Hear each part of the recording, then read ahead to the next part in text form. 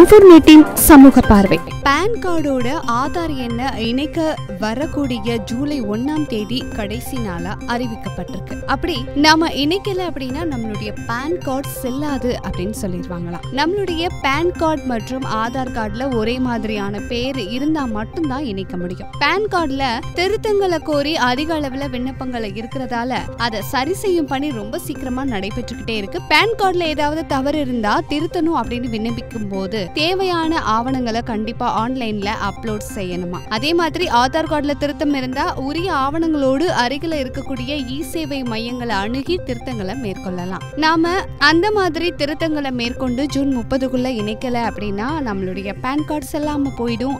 இதனால வருமான வரி கணக்கை தாக்கல் செய்ய முடியாத நிலையும் ஏற்படும். வெளிநாட்டு வாழ் இந்தியர்களுக்கு இதுல இருந்து விலக்கு அளிக்கப்பட்டிருக்கு. அவங்க தாய்நாடு திரும்பும் வரைக்கும் இணைக்க வேண்டிய கட்டாயம் இல்லை. நாட்டுல 1% மக்கள் தான் வருமான வரி கட்டுறாங்க. அதனால வருமான வரி கட்டுறவங்களுடைய எண்ணிக்கையை அதிகரிக்கும் பொருட்டு ஆதார் எண்ணை பான் கார்டோட இணைக்கணும் அப்படின்னு மத்திய அரசு கட்டாயமாக்கியிருக்காங்க. சமூக நோக்கோடு நிறைய விஷயம் தெரிஞ்சுக்கலாம். சப்ஸ்கிரைப் பண்ணுங்க. இன்ஃபோநெட்.